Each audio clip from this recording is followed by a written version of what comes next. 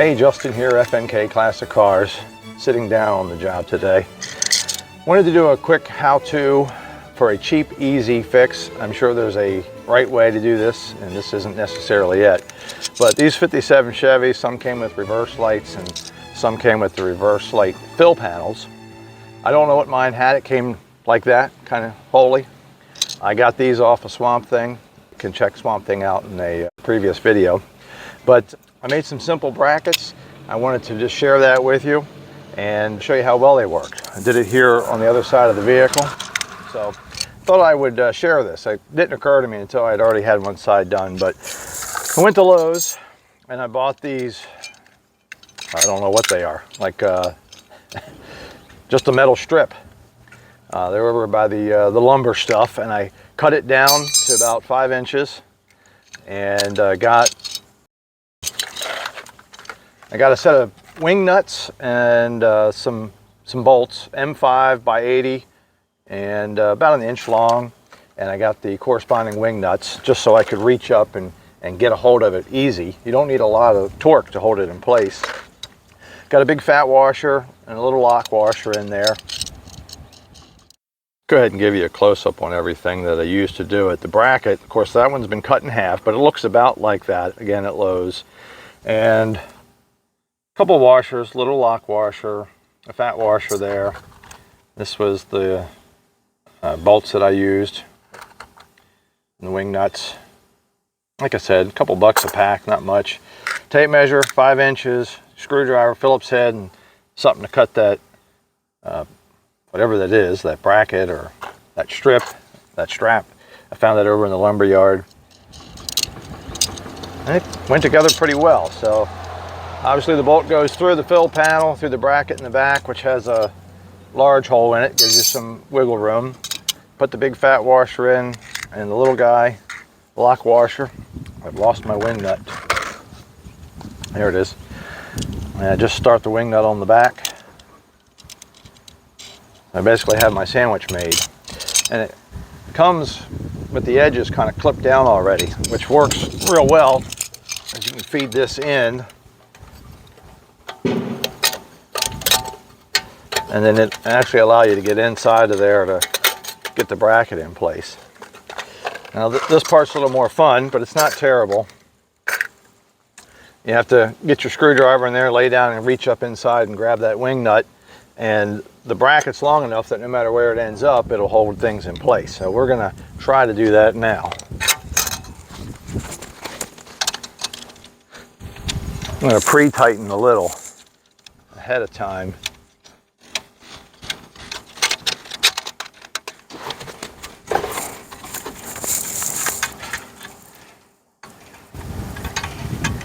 I'm spinning the nut on the back.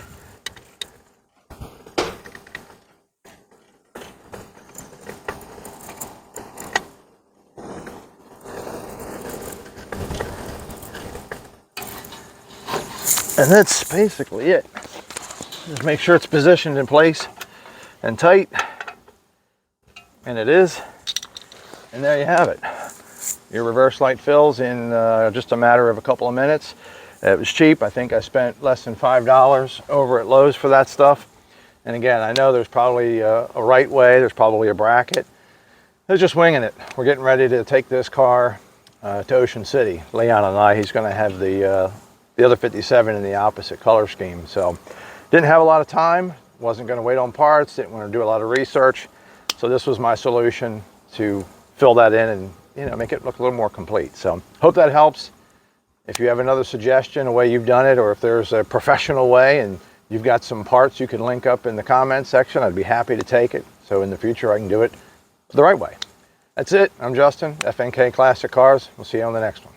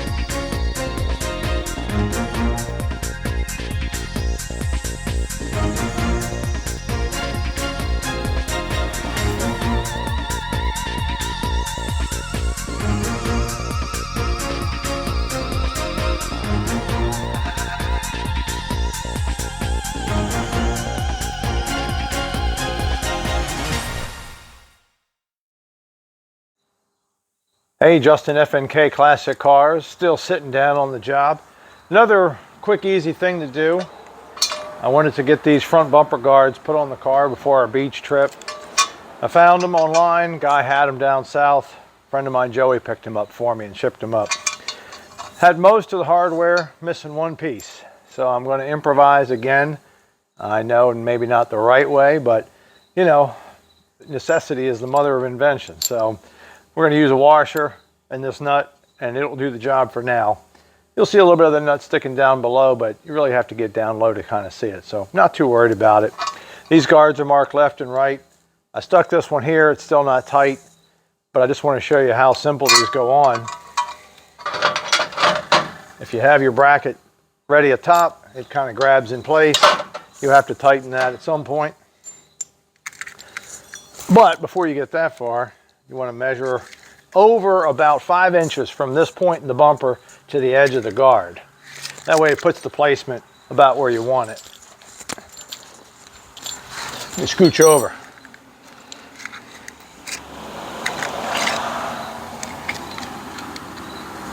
Then we got to come over just a scotch. And that's it, 5 inches, good enough for me. A little climb underneath.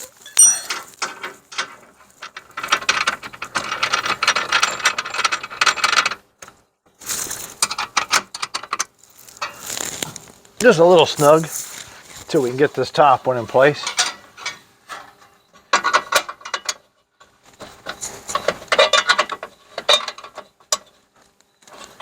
Well, that's about all there is to it. I'll go back and snug those up, put that one in officially. Front guards are pretty simple. Back guards, on the other hand, a little different story. You got to drill a couple holes in the bumper, but I'll come back with that information and we'll show you how to do rear guards next.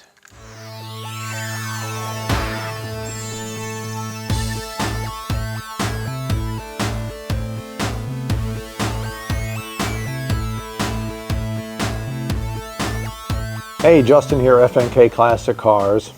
We're back with the 57 Bel Air and the rear bumper guard installation. This one's a little trickier than the front.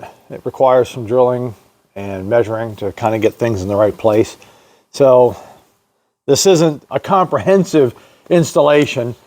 I'm going to give you the best details that I can, and hopefully from that will allow you to put your own guards on with relative ease. So with that said, you need to take a couple of measurements, drill a couple holes, and that should get you there. So anyway, with no further ado, I'll go through the process and you can take it for what it is. Okay, so first thing, you want to get yourself a tape measure, and from the end of the bumper, where the reverse light of the fill panel goes, you want to measure over 12.5 inches and mark yourself a little spot. Grab a punch and a hammer and give it a little whack. Boom, I already did that.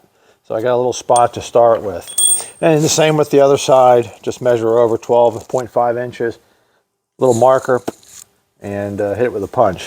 And I'm going to drill a hole in those two spots. For your second hole at the bottom, you're going to bring it directly down, and it's approximately 2 inches. It's like 1 7/8 from the bottom lip of the bumper up to where you need to put the hole. But I'm going to get these two done first, and then I'm going to install the guard and kind of eyeball it and make sure that I'm going to be putting that hole where I want it. Fortunately, you can kind of monkey with the hole a little bit and get it close and still work with that, because you'll have some room back there, you know, when you put your bracket in place. So if it's not 100%, you can oblong it up or down, left or right, to get it where it needs to be and then tighten it down. So it doesn't have to be an exact science.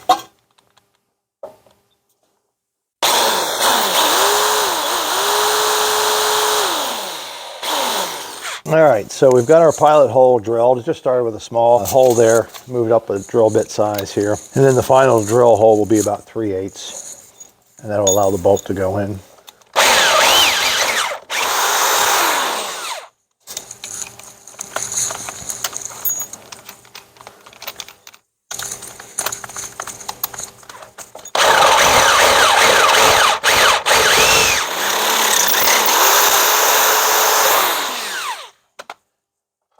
Perfect.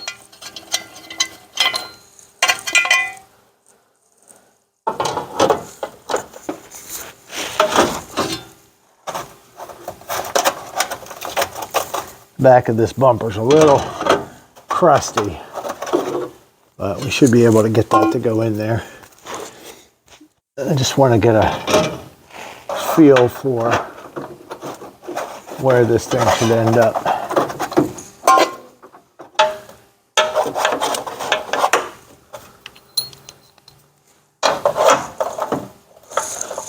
All right, a lot easier to go in from the top. Learning as I'm going.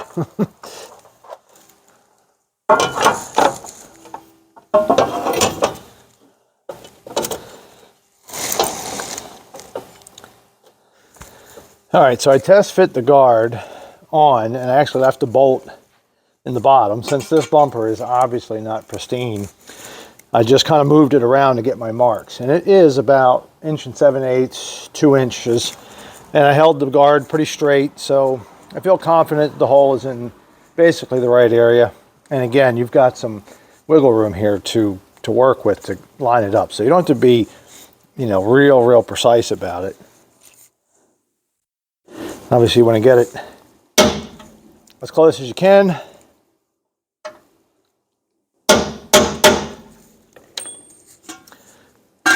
And hope for the best.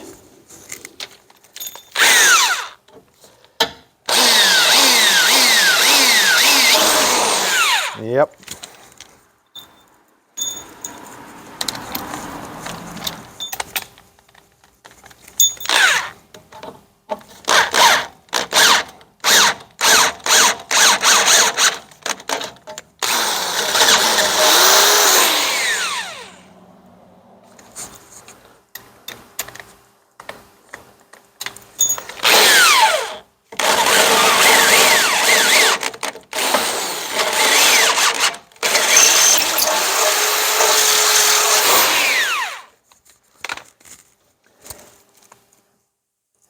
I think I'm a little to the right on my hole, but again, this thing should give me enough wiggle room. It's a driver. I'm not trying to be 100%, and that's all I'm showing you is if you have a driver, you don't have all the brackets or this or that, you can still make it work in an afternoon at home, and dress it up a little bit. Well, let's see what happens.